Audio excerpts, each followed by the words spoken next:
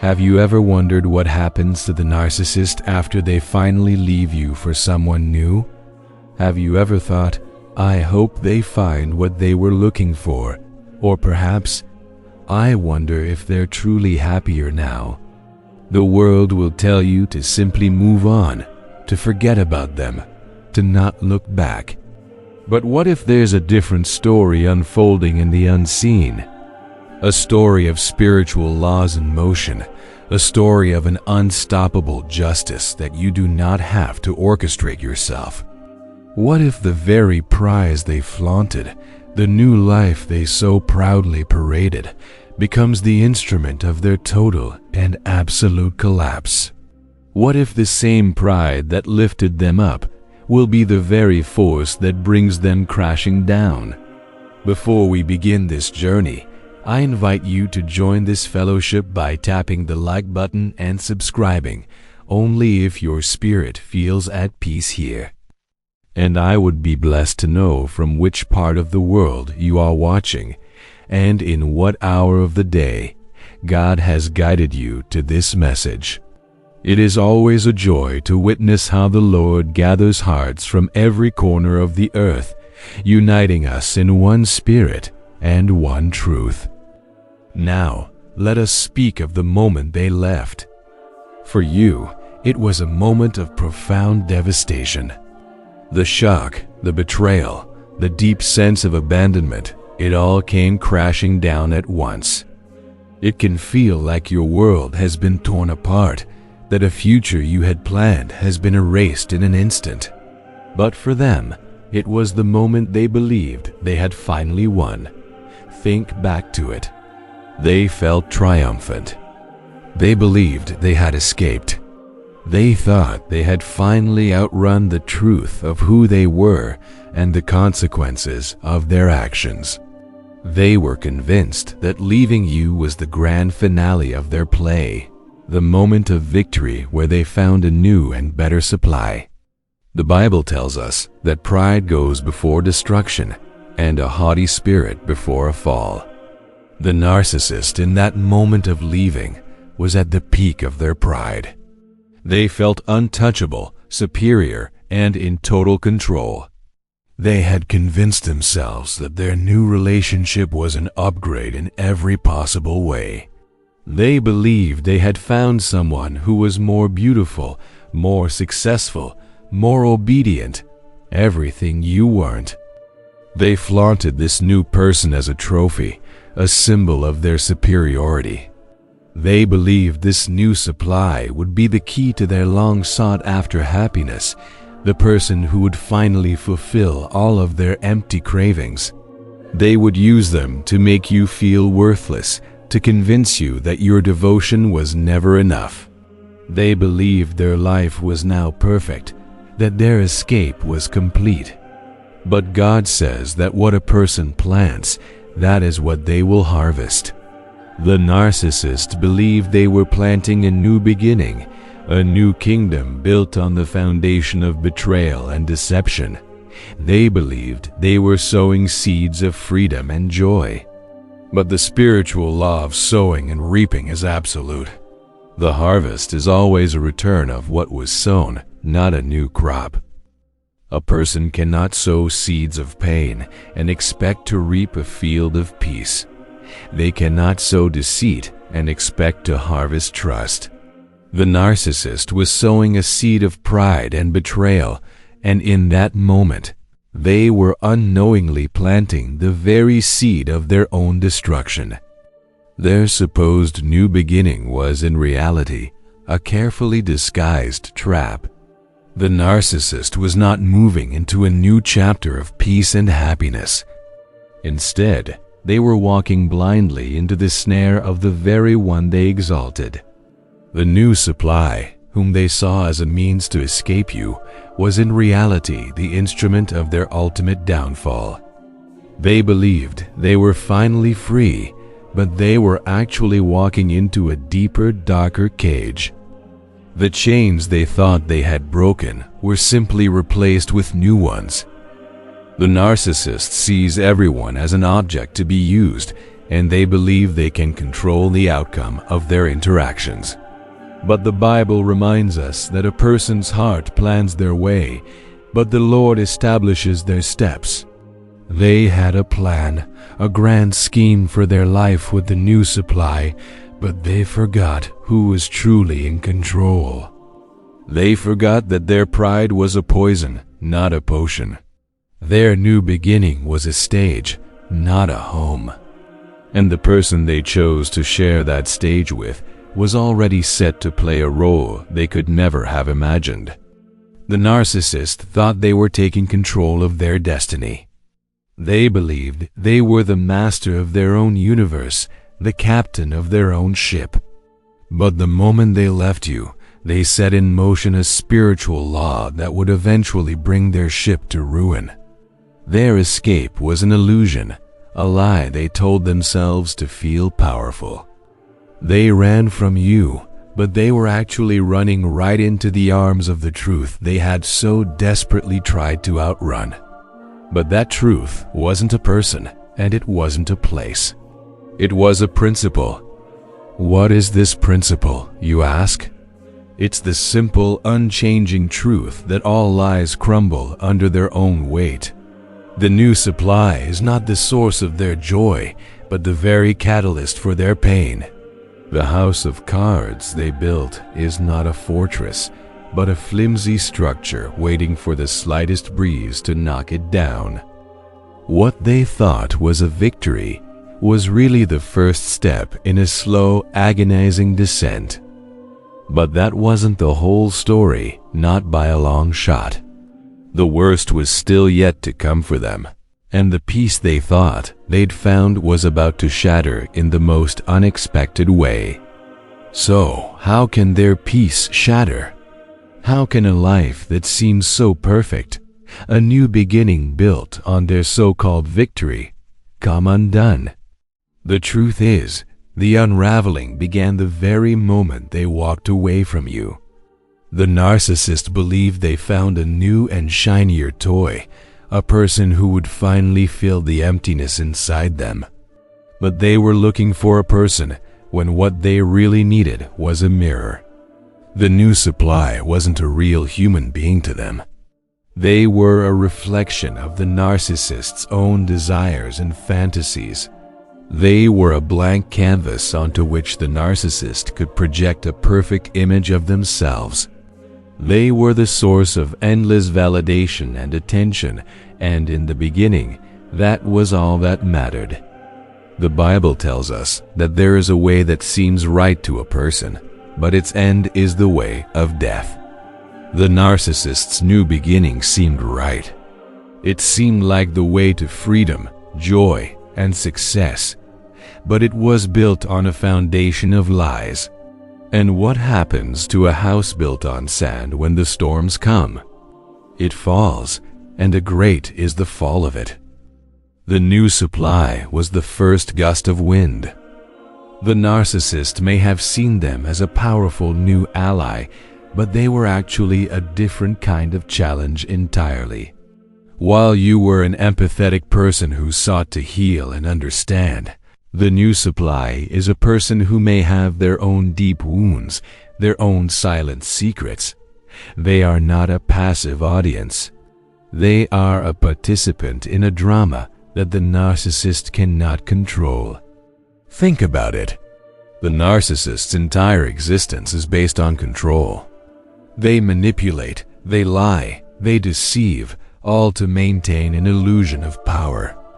They believe they could use the new supply as another tool in their kit, another object to bend to their will. But what happens when the object starts to bend back? The narcissist is not dealing with a person who loves them, but a person who needs something from them. The new supply saw the narcissist's grandiosity, their false promises, and their public persona, and they believed it. But what happens when the mask starts to slip? What happens when the new supply realizes that the kingdom they were promised is nothing but an empty stage, and the king is a broken little boy hiding behind a costume? The new supply is not an innocent bystander. They are part of the transaction. They are there because they are getting something out of it, whether it's money, status, or simply the thrill of being with a powerful person. But this dynamic is a ticking time bomb. The narcissist's well of validation is not bottomless, and the new supply's patience is not infinite. The narcissist's need for control will eventually clash with the new supply's need for their own gain. The very thing that brought them together, the illusion, is the same thing that will tear them apart. The Bible warns us about the wages of sin. It is not just a spiritual debt, but a real-world consequence. The narcissist believed their sin was against you, that their actions only harmed you. But their greatest sin was against themselves. Their pride, their arrogance, and their refusal to truly see themselves for who they were sealed their fate. They were caught in their own snare. Proverbs tells us, "Whoever digs a pit will fall into it, and he who rolls a stone will have it rolled back on him." The narcissist dug a pit of deceit and rolled a stone of betrayal. They thought they were building a new life, but they were actually digging their own grave. The peace they so desperately wanted, the quiet satisfaction they thought they would find with their new supply, was never real. It was an illusion. And as the illusion begins to fade, the narcissist finds themselves in a place they have never been before, alone in a room with a stranger they can no longer control. The quiet moments they once had with you, filled with comfort and trust, are now filled with a crushing silence. The easy laughter is replaced with tense conversation. The adoration is replaced with a growing sense of demand and entitlement. The narcissist, who craves control above all else, finds themselves losing it. This is the beginning of the great humbling. The narcissist's life begins to get smaller, not bigger. The freedom they thought they found is replaced with a feeling of being suffocated, trapped. They are now dealing with a new person who has their own set of rules, their own secrets, and their own brokenness. And this new dynamic, this new power struggle, is not one they can win. Because in this fight, the narcissist is up against a new kind of opponent, one that knows how to use their own tricks against them. The narcissist's perfect new life, the one they left you for, is about to be revealed as nothing more than a cage they built for themselves. The walls are closing in. But that wasn't the whole story. What they don't know yet is that this new cage is about to cost them everything in a way they never saw coming. What could possibly be more devastating to the narcissist than losing the very thing they left you for, the new supply? But there is a way they can lose them and everything else in a way they never saw coming. It's a story of money, of influence, and of a slow, quiet collapse that happens far away from the public eye. The narcissist, at their core, is a person who builds their kingdom on a foundation of control, and often that control is exercised through their finances. They use money to buy affection, to create the illusion of success, and to maintain their image of superiority. But the new supply is a person who has their own expectations. The narcissist's pride demands that they keep up a facade of wealth and power, no matter the cost. So they begin to spend. They buy extravagant gifts. They go on expensive trips. They provide a lifestyle they believe is worthy of their new and improved life. They do this not out of generosity, but out of a desperate need to impress. It's a transaction.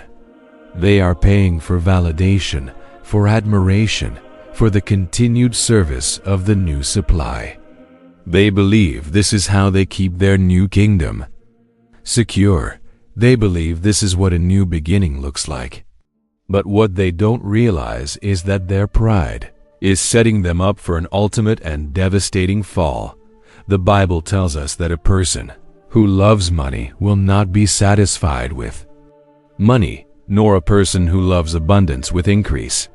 This also is vanity. The narcissist's love for their own image, which is intrinsically linked to their money and status, can never be satisfied. They can never earn enough, spend enough, or have enough to fill the void inside them. The new supply with their own set of wants and needs simply becomes a new conduit for their bottomless spending. The narcissist's financial habits, which were already based on showing off and not on sound principles, are now stretched to their breaking point. The new supply may come with their own financial demands. They may have a taste for the high life, a sense of entitlement that matches the narcissist's own. The narcissist, in their desperation to maintain their image and to prove to everyone that they have upgraded, will agree to everything. They will pay for everything. They will provide everything. And in doing so, they will slowly but surely empty the very well that gave them their power. They are now in a vicious cycle. The more they spend, the more they have to pretend. The more they pretend, the more they have to spend. And with every swipe of their card, they are paying for a fantasy that is quickly turning into a nightmare. Their grand kingdom, built on the foundation of what you gave them, is now being dismantled by the very person they chose to build it with. The money you earned together, the savings you had planned for a future, all of it is now being spent to keep a lie alive. The new supply, in their own way, is an instrument of justice. They are not intentionally trying to ruin the narcissist, but by simply being themselves, they are forcing the narcissist to face the consequences of their financial recklessness. The narcissist thought they were buying happiness, but they were really buying their own ticket to financial ruin. Think about the irony. The narcissist left you, perhaps accusing you of being a financial burden or complaining about your humble way of living. They believed their new supply would unlock a world of financial freedom and ease. But what actually happens is the exact opposite. Their pride drives them to spend themselves into poverty. The very kingdom they so proudly built now has a weak foundation, and a single storm can bring it down. The house of cards they built is not just an illusion. It is a financial black hole dot, and when the money runs out, the mask comes off. The gifts stop coming. The expensive dinners become a thing of the past. The grand promises are now empty words. The new supply, who was attracted to the money and the status, now sees the narcissist for what they truly are, a fraud. The narcissist, who has always been able to use money to manipulate and control, finds themselves powerless. Their greatest tool is gone. They have nothing left to hide behind. They are now face to face with the truth of their brokenness, and they have no way to escape. The financial collapse is only the first step. But what happens when the money is gone and the new supply begins to turn on them? The real hidden suffering is about to begin, and it will be a pain far deeper than any material loss. So the money is gone. The financial well has run dry. The narcissist's greatest tool for control is no longer a weapon they can wield. But what happens when the financial house of cards collapses? What happens when they have nothing left to hide behind? That's when the real hidden suffering begins. The physical pain of being broke is one thing, but the psychological and emotional pain that follows is something far more profound. This is the moment where the narcissist has to face the truth of their situation, and there is no escape. The mask they have worn for so long is starting to feel suffocating, and the smile they plaster on their face is a lie that hurts more with every passing moment. The Bible tells us that even in laughter the heart may be in pain, and the end of vain joy may be grief. This is the new reality for the narcissist. The public sees their new life, their new supply, and their continued grandiosity. But in private, behind closed doors, they are experiencing a crushing emptiness. They are alone in a room full of people. The new supply is not a source of comfort or companionship, but a source of continued demands and conflict. The narcissist, who has always been able to get what they want by manipulation, now finds their new partner is not an easy target. The new supply may have their own destructive habits, their own need for control, and their own well of brokenness. The narcissist is not in a relationship. They are in a war. Think about what the narcissist fears most: being exposed. They have built their entire life on a fragile illusion of superiority, charm, and control. When the money runs out, the illusion begins to fade, and their greatest fear starts to come true. They are now living with a person who sees them for who they are, a desperate and empty person who can no longer provide what they promised.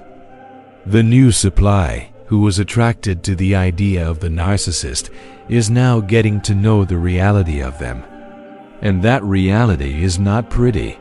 The new supply may not be empathetic. They may not care about the narcissist's struggles. In fact, they may even start to mock them, to belittle them, to treat them with the same cold indifference that the narcissist once showed to you. The narcissist is now getting a taste of their own medicine. They are experiencing the loneliness, the devaluation, and the silent treatment they so freely gave to you. The new supply, who was once their greatest conquest, is now a source of their greatest humiliation. The narcissist, who thrives on control, has now lost it completely. They are in a new relationship where they are not the one in charge. They are no longer the predator. They are the prey. The emotional abuse they dished out so easily is now being thrown back at them, and they are not prepared for it. Their supply is not endless. Their validation is not constant. Their pain is not silent. The Bible also tells us that the way of the wicked is like deep darkness. They do not know what makes them stumble. The narcissist is stumbling in the darkness they themselves created. They believed that their new life would be a source of light and joy, but it is only a deeper, darker, and more suffocating form of bondage. They are caught in a cycle of their own making, a pit they dug with their own hands. The pain they inflicted on you is now being returned to them, and they are completely unprepared for it. They are alone. They are afraid. And they are living a lie that is slowly but surely crushing them from the inside out. The narcissist cannot escape this spiritual justice. The pain they caused you, the suffering they made you endure, is now their reality. But this is not karma. It is the natural consequence of their choices. It is a spiritual law that cannot be broken. The narcissists thought they were outsmarting the system, but they were actually just walking right into the center of a storm they created. The financial loss was just the beginning. The emotional collapse is the real prison they now find themselves in. But their punishment is not complete. The worst is still yet to come, and it will be revealed to the world in a way they never expected. So the emotional and financial collapse has begun. The narcissist's private life is a wasteland of conflict and emptiness. But this is still their hidden reality, a secret they believe they can keep from the world. But their suffering is not yet complete. There is one final stage of their downfall, a stage they have no way to control, and it is the one thing they have feared their entire lives: public humiliation. The mask they have so painstakingly created is about to be ripped off, not by you, but by the very person they left you for. Think back to the new supply. The narcissist chose them because they believed they were an upgrade, a prize that would make everyone envious. But the Bible tells us that a person's pride will bring them low, but a humble spirit will obtain honor. The narcissist's new relationship was built on a foundation of pride, not honor. The new supply was never meant to be a partner. They were meant to be a prop, but a prop with a mind of its own. When the money runs out, when the promises turn to dust, the new supply has no reason to protect the narcissist's image.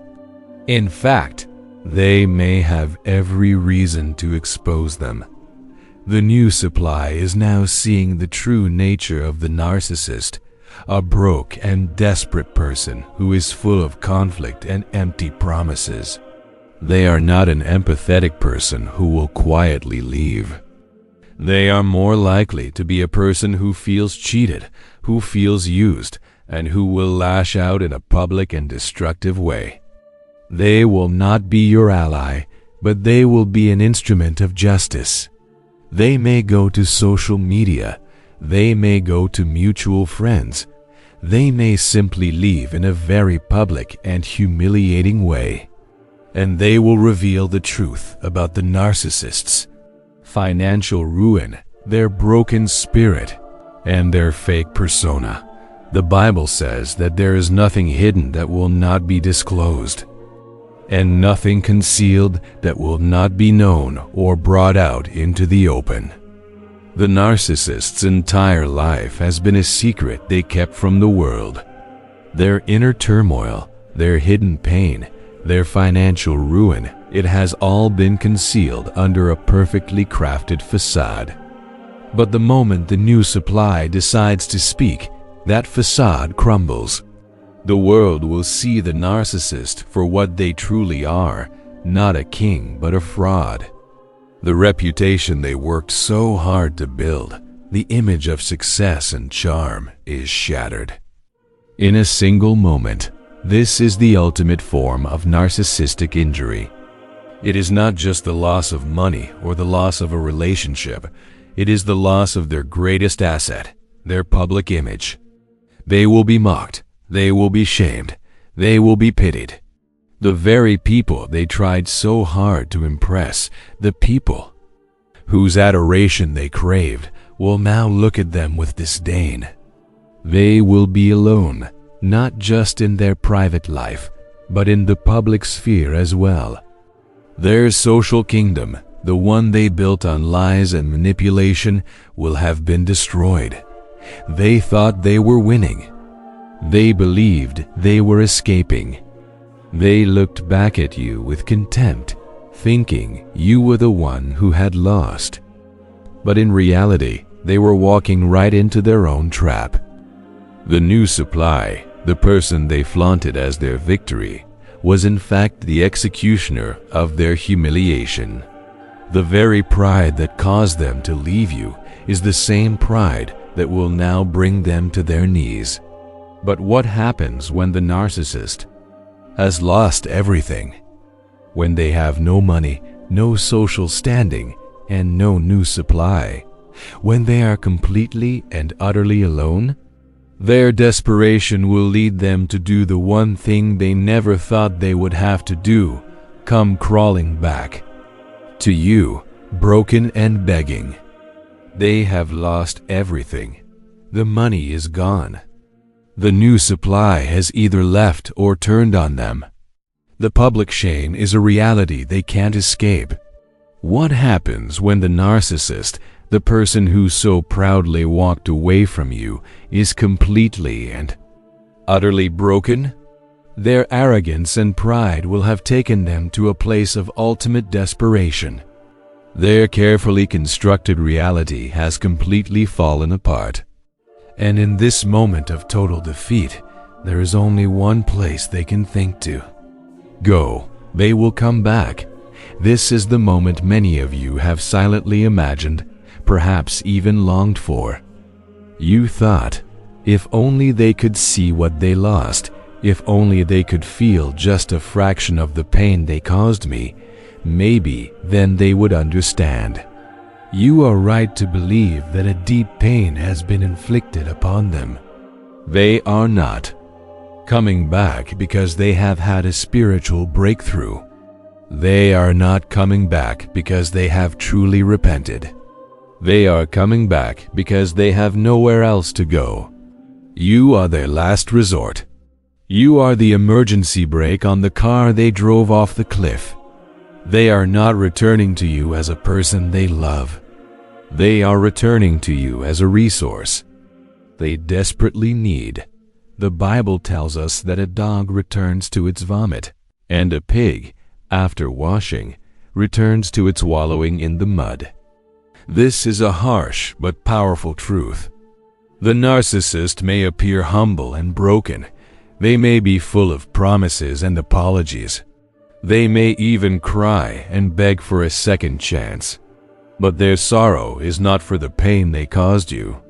Their sorrow is for the consequences they are now facing. They are not sorry for their actions. They are sorry that their actions have led them to this place of ruin. Their tears are not tears of repentance. They are tears of self-pity. This is a critical moment for you. This is the moment you must remember who you are and where you have come from.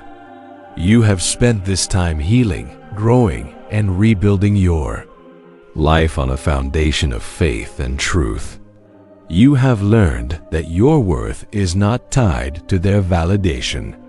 You have learned to love and trust yourself again. And now they are returning, not to give you a blessing, but to test you. They will try to manipulate you with false promises and a version of themselves that is not real. They will love bomb you, saying all the things you once wanted to hear.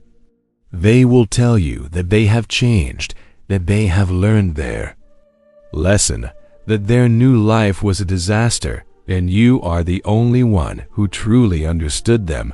Do not be fooled.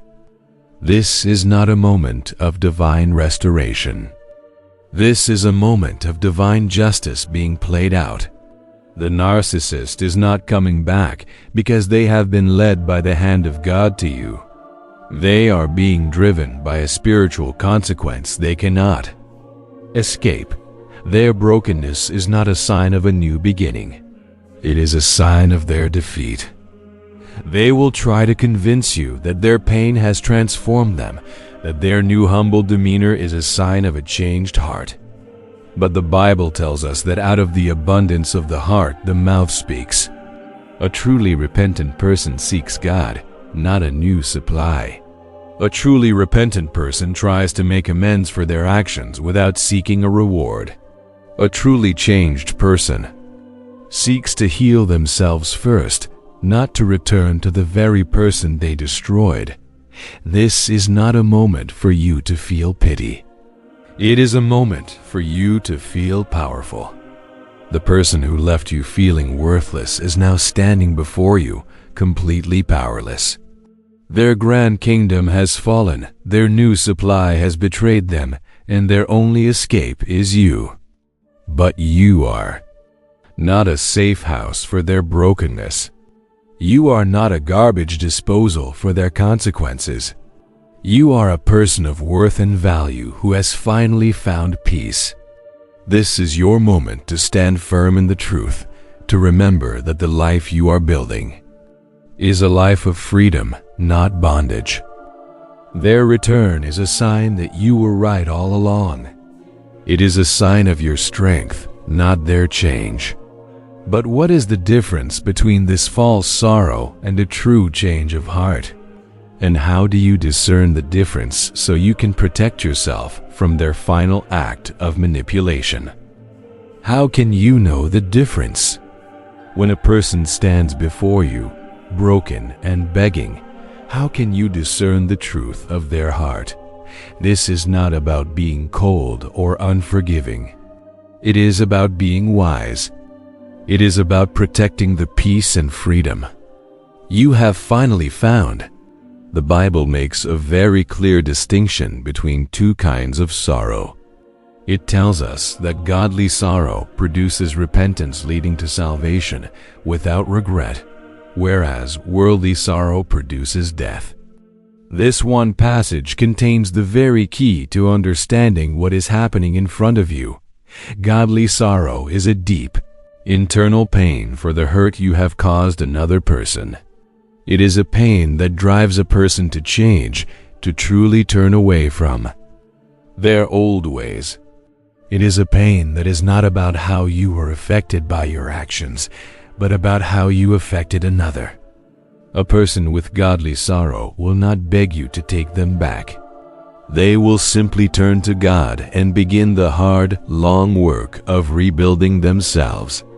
Their repentance is for themselves and for God, not for you.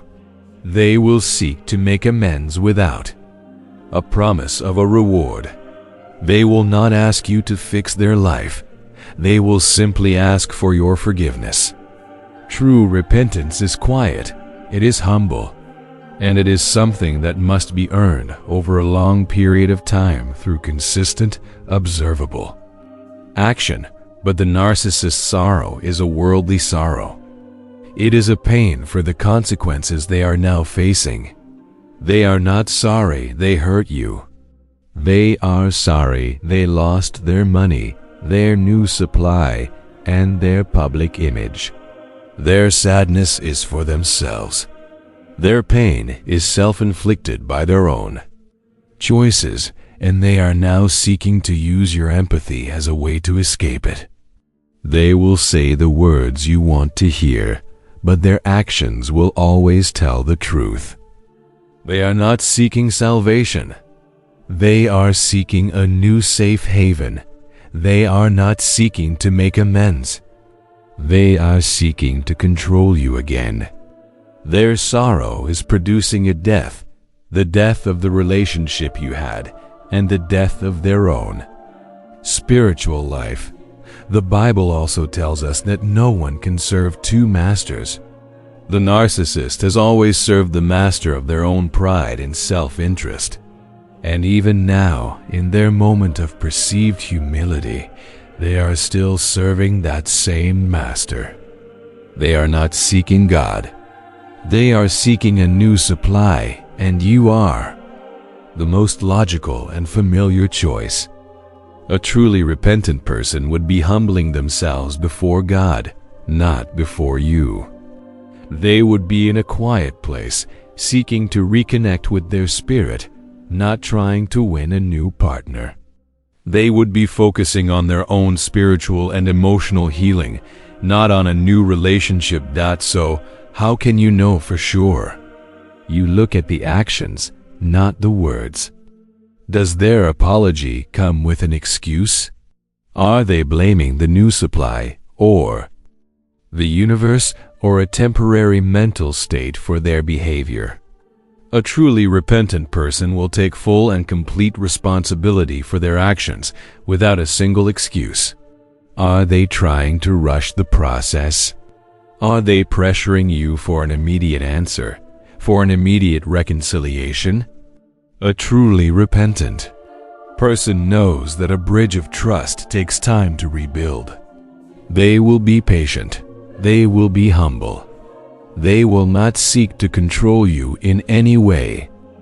They will simply be a person who is trying to do the right thing, no matter how long it takes. The narcissist's sorrow is a performance, an act designed to manipulate you one last time. It is a final desperate attempt to regain control. And if you are wise, if you have learned your lesson, you will see it for what it is. You will not fall for their tears. You will not be moved by their promises. You will simply stand in the peace and freedom you have found and know that their sorrow is not your burden to carry. Their brokenness is a consequence of their own choices, and it is a burden they alone must bear. But what happens when they finally realize you are not going to save them? What happens when their final act of manipulation fails?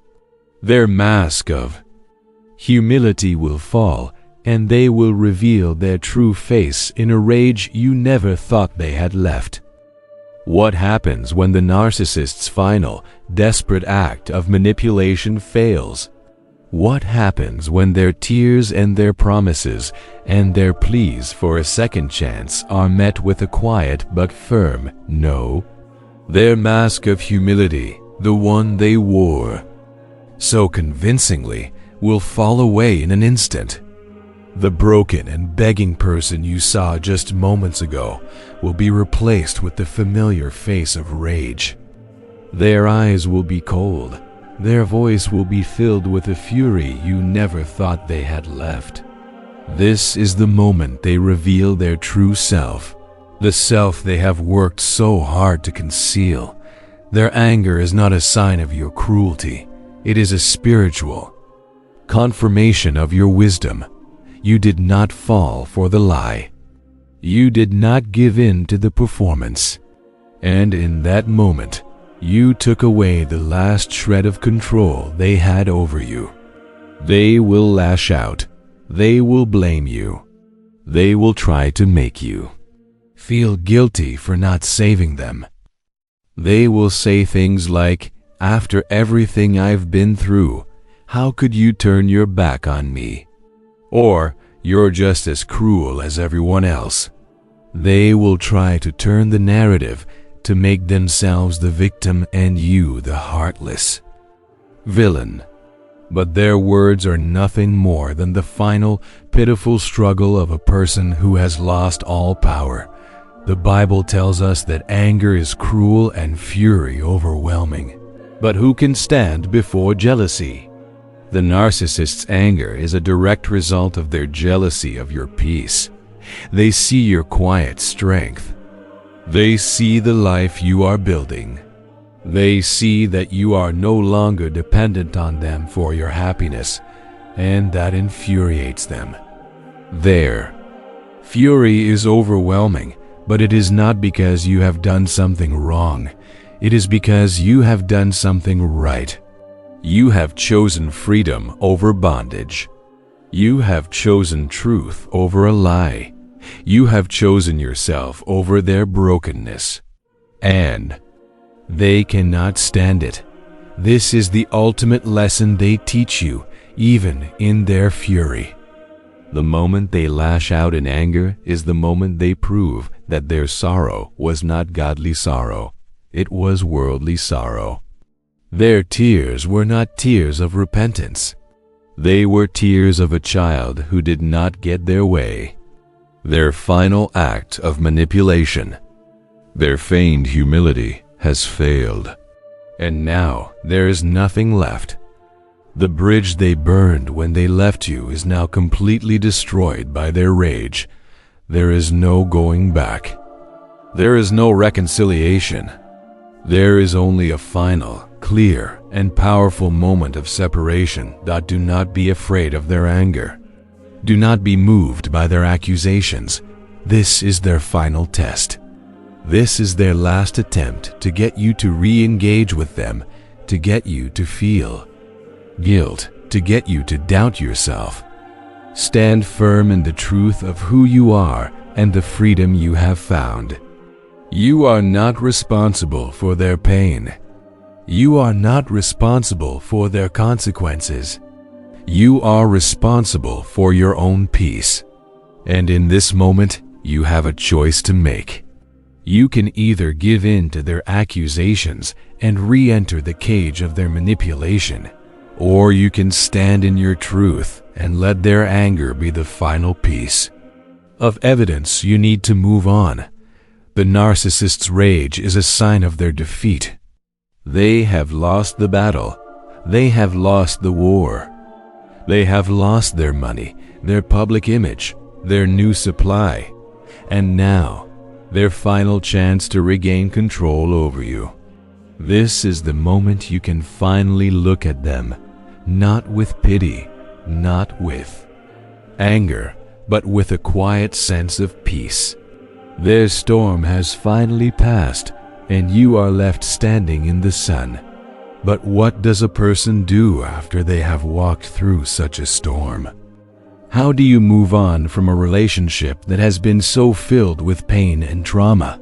And what does God have in store for you now that you are truly free? The path forward is not about looking back at them, but about looking forward to the future that is waiting for you. The storm has passed.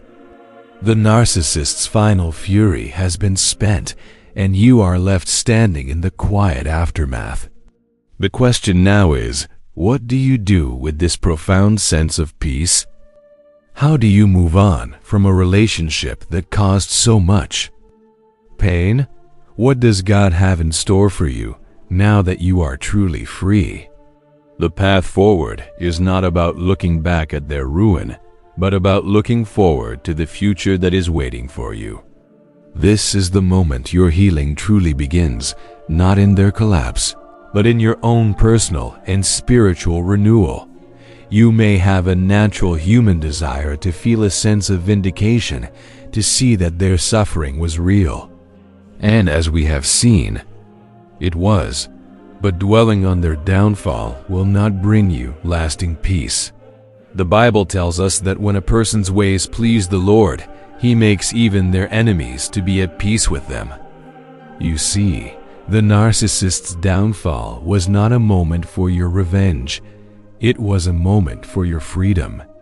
Their pain was a consequence of their own choices, a spiritual law in motion. Your peace, however, is a direct result of your faith, your patience, and your choice to trust in a higher power. Now that the storm is over, you may feel an emptiness. That emptiness is not a void to be filled by a new person or a new distraction. It is a space for God to do a new thing in your life. The Bible says, "See, I am doing a new thing. Now it springs up. Do you not perceive it? I am making a way in the wilderness and streams in the wasteland." Your life, which may have felt like a spiritual wasteland under the narcissist's control, is now ready for a new thing to spring up. God is making a way for you to find joy, peace, and love in places you never thought possible. Your job now is to tend to your spirit.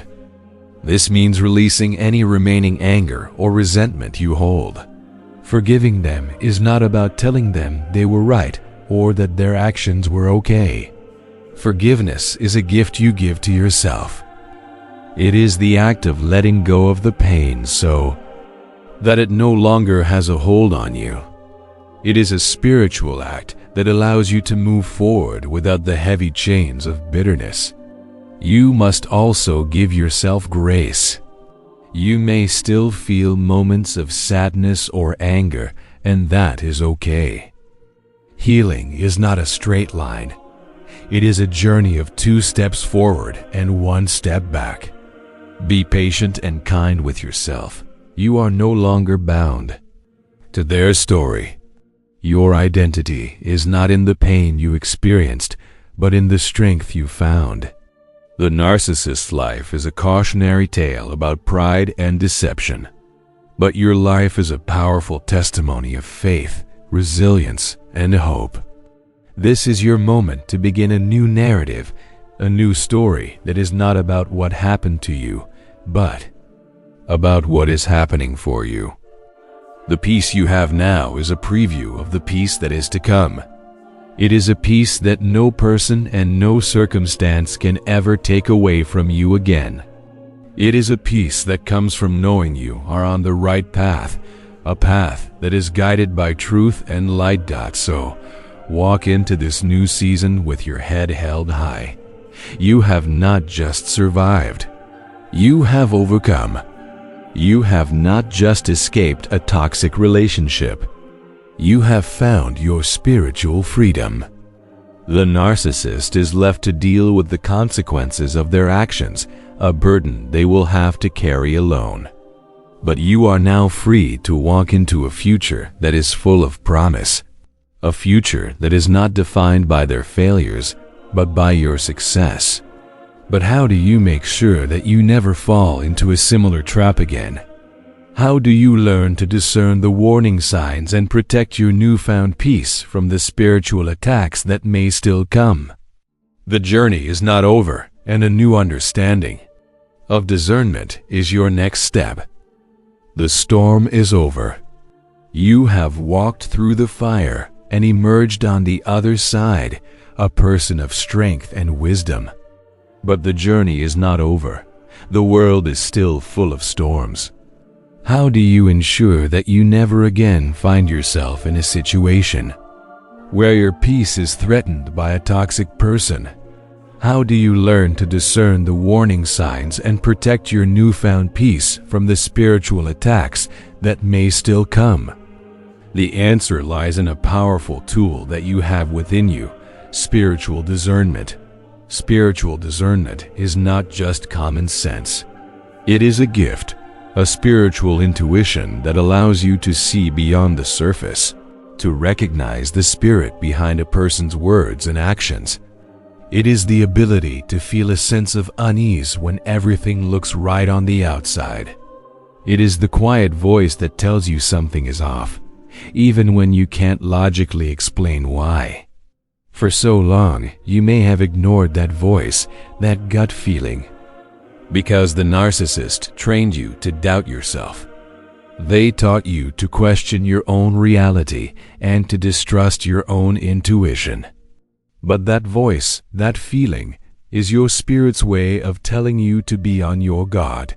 The Bible tells us, "Dear friends, do not believe every spirit, but test the spirits to see whether they are from God." This is a profound and important warning. Not every person you meet is operating under a spirit of truth and light. Some people, like the narcissist, are operating under a different spirit, a spirit of deception and self-interest. You must learn to listen to your spirit. When you meet a new person, do you feel a sense of peace, or do you feel a sense of anxiety? Do their words match their actions? Do you feel a sense of lightness and freedom when you are with them, or do you feel a sense of spiritual heaviness and burden? These are not just feelings.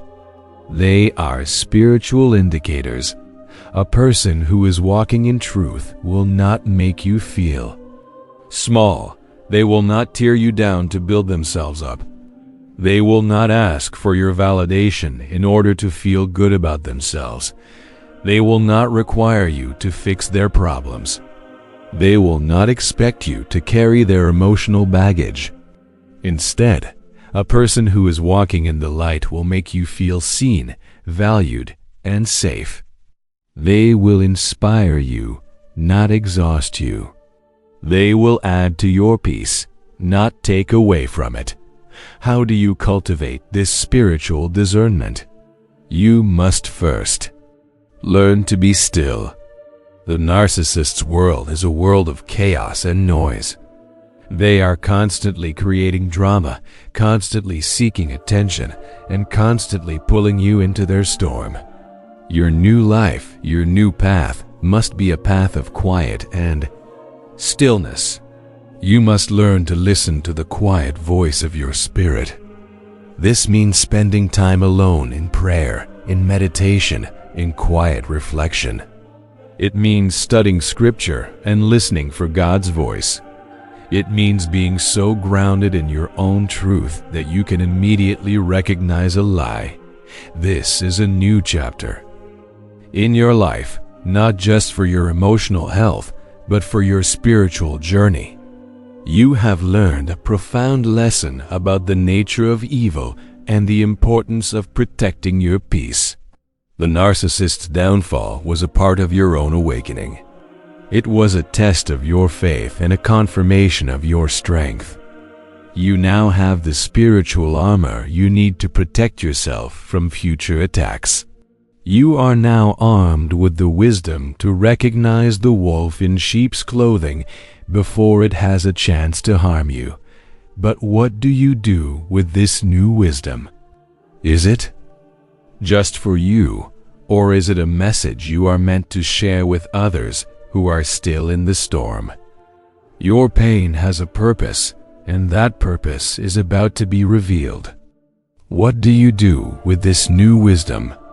This spiritual discernment you have worked so hard to cultivate, is it just for you? Is it something you keep for your own protection and peace? The answer is no. Your story is not just your own. Your pain has a purpose, a profound and spiritual purpose that is meant to be a light for others who are still walking in the darkness you have so bravely overcome. The Bible tells us that a person's pain can be a powerful testimony, a declaration of God's work in their life. You see, for so long, the narcissist was the main character in your story. You were a side character, a person whose value was determined by their whims and needs. But now, you are the hero of your own journey. And your story, your testimony, is a powerful weapon against the very darkness you escaped. Your pain was not for nothing. It was a spiritual education. It taught you about the nature of deception, the weight of pride, and the power of a lie. And in learning these hard lessons, you have become a person who can see through the mask, who can recognize the red flags, and who can warn others before they enter the same storm. The Bible tells us that a person's light should not be hidden under a bushel, but should be set on a stand so that it gives light to everyone in the house. Your story, your testimony, is a light.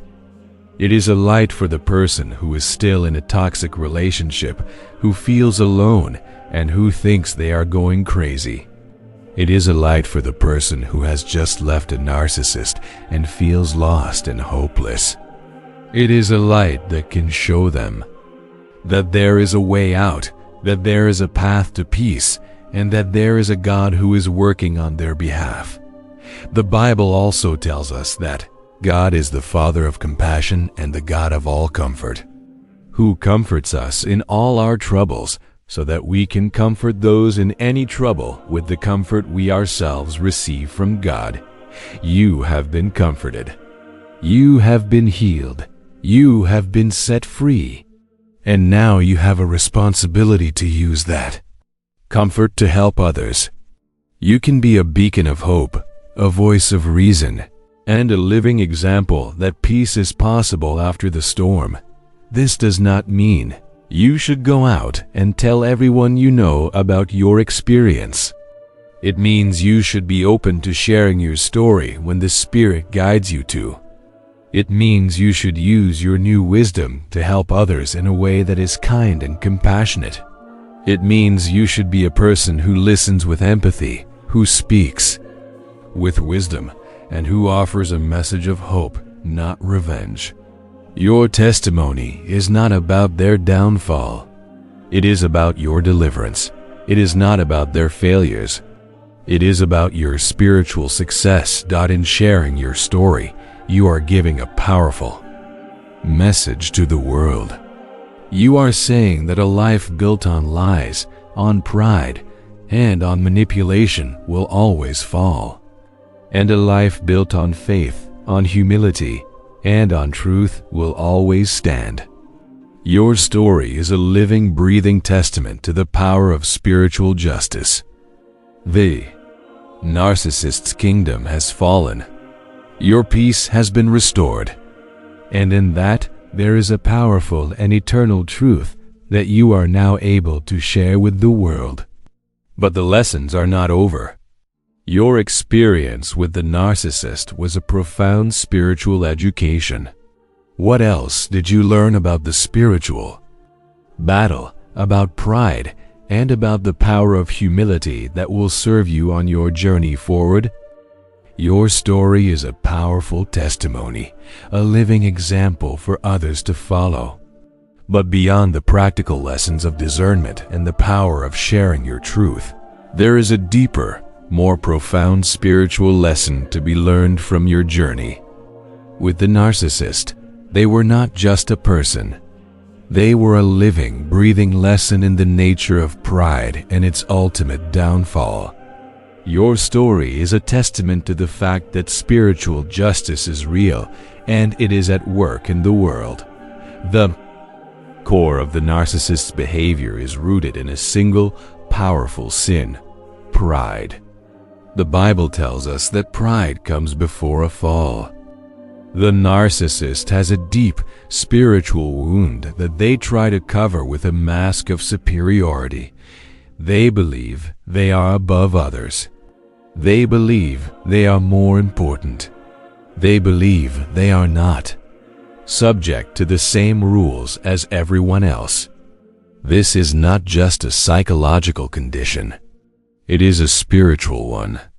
Their pride separates them from others, and it separates them from God. It is a poison that isolates them, and it is the very thing that leads them to their ruin. The Bible makes it clear.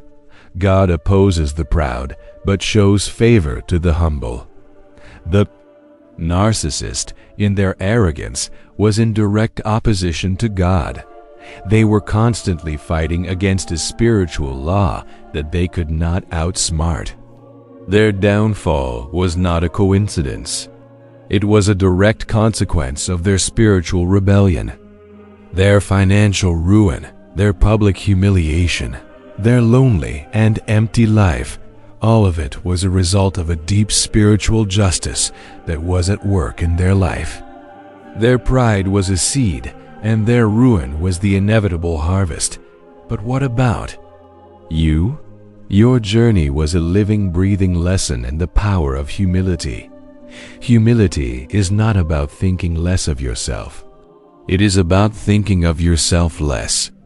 It is about understanding that you are a part of a larger spiritual plan. It is about trusting in God's plan for your life, even when it feels like everything is falling apart. You did not fight fire with fire. You did not seek revenge. You did not try to outsmart them. Instead, you turned to God. You trusted that He would handle the situation.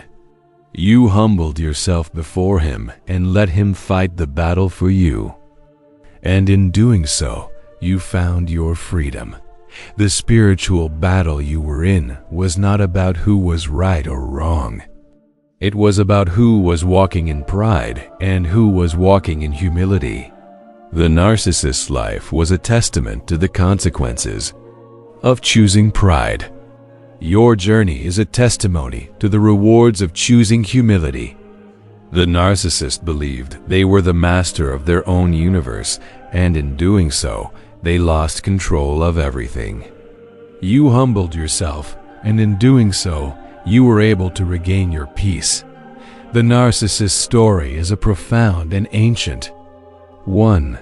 It is the story of a person who chose to build their kingdom on a foundation of lies and pride. And it is a story that will always end in ruin. But your story, your spiritual journey, is a new story. It is a story of a person who was humbled, who trusted in God, and who was ultimately set free. You have learned that true power is not in control, but in surrender. And true freedom is not in winning a battle, but in walking away from a war that was never yours to begin with. You have learned these spiritual truths on a deep and profound level. But how do you live these truths out in your daily life? How do you continue to walk in humility and peace now that you are free? You now know the spiritual truths. You understand the profound lesson of pride and humility. You have seen a spiritual law at work in the life of the narcissist, and you have experienced the peace that comes from trusting in a power greater than yourself. But how do you live these truths out every single day? How do you continue to walk in humility and peace now that you are free? The answer is not in a single moment, but in a daily practice. It is about building a new life on a new foundation, a foundation that cannot be shaken by any person or any storm. The narcissist's life was built on a foundation of sand. It was a house built on lies, on pride, and on the constant need for validation. And as we have seen, a house built on sand cannot withstand the storms of life. The Bible tells us, "Therefore everyone who hears these words of mine and puts them into practice is like a wise man who built his house on the rock." Your new life must be that house. Your new foundation must be built on the rock of spiritual principles and faith. What does it mean to build a life on the rock? It means that you will not look to others to define your worth. Your worth is not in how others see you, but in how God sees you. It means that you will not seek validation from people, but from a divine source. It means that you will not chase after worldly possessions or a fake public image, but will instead seek a life of purpose and peace. This is a daily practice, not a one-time choice. It is a decision you will make every single day. A life of humility is not about being a doormat. It is about understanding that you are a vessel for a greater purpose. It is about serving others with a heart of love, not with a need for a reward. It is about giving, not to get something in return, but because it is the right thing to do. The narcissist was a person who took and took and took. They were always looking for a new source of supply, a new person to fill their emptiness. But you are now a person who gives. You are a source of peace, of love, of light. And in giving, you will find that your own spiritual well is replenished in a way that the narcissist could never understand. You must also surround yourself with a community of people who are walking on the same path. The narcissist isolated you. They made you feel like you were alone in the world, but you are not alone.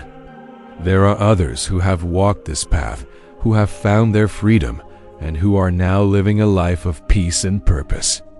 Find a fellowship, a group of people who are grounded in their faith, who can support you, and who can remind you of your worth when you need it most.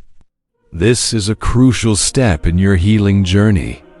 You cannot walk this path alone. Your journey with the narcissist was a spiritual education. You have learned a profound lesson about the nature of good and evil. You have learned that a life built on lies will always fall, and a life built on truth will always stand. And now, you are a living, breathing testament to that truth. The narcissist's life is a cautionary tale, a lesson for the world to learn. But your life is a victory, a beautiful and inspiring story of a person who was humbled, who trusted in God, and who was ultimately set free. But what is the final, beautiful outcome of this journey? What does your victory truly look like? And what will you be doing while the narcissist is left with nothing but the dust of their own ruin? So, where are you now? And where are they? While the narcissist is left with the dust of their own ruin, you are now walking in a new season. While their life is defined by the consequences of their actions, the financial chaos, the public shame, the loneliness, your life is defined by a deep and unshakable peace. This is the final and most beautiful outcome of your journey. This is the ultimate victory. It is not a victory of revenge or of winning an argument. It is a victory of the spirit, a triumph of light over darkness. The Bible tells us, "Blessed is the one who does not walk in step with the wicked, or stand in the way that sinners take, or sit in the company of mockers, but whose delight is in the law of the Lord, and who meditates on his law day and night." That person is like a tree planted by streams of water, which yields its fruit in season, and whose leaf does not wither. Whatever they do prospers. The narcissist's life was that of the wicked, and we have seen the ultimate consequence of their path. But your life, your new life, is like that tree planted by streams of water. You are no longer in a drought. You are no longer withering under the hot sun of their manipulation. You are now planted by streams of living water. Your spirit is being watered every single day with peace, with truth, and with God's love. Your life is not defined by external circumstances, but by an internal peace that no one can ever take away from you again. You are now yielding fruit in season. The hard lessons you learned are now becoming a source of wisdom. The pain you endured is now a source of empathy. And the freedom you found is now a source of purpose. While the narcissist is still chasing after a new supply, a new lie, and a new life that will always be out of their reach, you are now living in a state of spiritual abundance. Your relationships are no longer transactional. They are built on a foundation of genuine love and trust. Your peace is no longer temporary. It is a permanent state of being. Your joy is no longer dependent on a person. It is a gift from a divine source. This is the ultimate win. You are no longer looking over your shoulder, wondering what they are doing. You are no longer worrying about their next move. You are now free to focus on your own spiritual growth, on your own peace, and on your own purpose. The narcissist's life is a closed book. It is a cautionary tale that has been told. But your story is still being written, and it is a beautiful story of a person who was humbled, who was broken, who trusted in God, and who was ultimately made new. This is the beauty of spiritual justice. It is not about an eye for an eye. It is about a spiritual law that always works. It is about a person who chose pride and lost everything, and a person who chose humility and gained everything. The narcissist's punishment is their life without you, without peace, without truth, without God. Your reward is a life of peace, of joy, and of purpose. This is the victory you have been fighting for. This is the peace you have been longing for. The journey is now complete. The lessons have been learned, and all that is left is to rest in the peace you have found and to walk into a future that is bright with promise. The journey is now complete. You have seen the spiritual truth of what happens to a life built on a foundation of lies and pride. You have witnessed the inevitable downfall of the narcissist, orchestrated not by your hand, but by a spiritual law that cannot be broken. And you have walked through the storm and emerged on the other side, a person of profound strength, wisdom, and peace. This is the end of their story, but it is only the beginning of yours. The Bible tells us that a person's pride will bring them low, but a humble spirit will obtain honor. We have seen this truth unfold in both of your lives. The narcissist, in their arrogance, believed they could outsmart the system. They believed they could run from the truth of who they were and the consequences of their actions. They flaunted a new life and a new supply, convinced they had won. But their victory was an illusion, and their new beginning was a carefully laid trap. Their pride set them up for a fall. Their lies brought them to ruin. Their empty heart led them to a lonely and empty life. This is the consequence of their choices. This is the harvest they have reaped. But what about you? You were on a path of humility. You were in a place of pain and brokenness, but you turned to a higher power. You trusted that there was a plan for your life, even when it felt like everything was falling apart.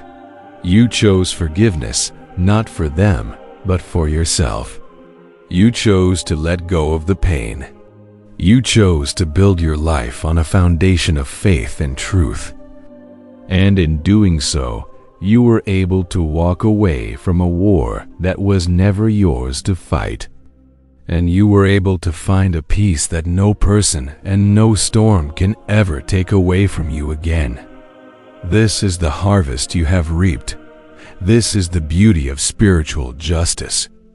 It is not about a quick fix. It is not about revenge. It is about a spiritual law that always works. It is about a person who chose to live in pride and a person who chose to live in humility. And in the end, one lost everything and the other gained everything. Your peace is your victory. Your newfound wisdom is your armor. Your purpose is your reward. You have been given a new beginning, a new story, a new life. And it is a life that is so much more beautiful and so much more powerful than the life you could have ever had with them. It is time now to let go of the past. It is time to stop looking back at them, at their choices, at their consequences. It is time to stop thinking about what happened to you and start focusing on what is happening for you. Your story is a powerful testimony, a living example for others to follow. And in telling it, you will not just be helping others, you will be helping yourself. You will be reminding yourself that you are a person of worth, a person of value, and a person who has been set free. The journey is now complete. The lessons have been learned. The spiritual justice has been served. It is time to rest now, to breathe in the quiet air of your newfound peace, to feel the warmth of a life that is no longer in chaos. You have been through a long and difficult voyage, and you have found your way to a quiet harbor. Rest in this truth. Rest in your power. And rest in the unshakable peace you have finally found.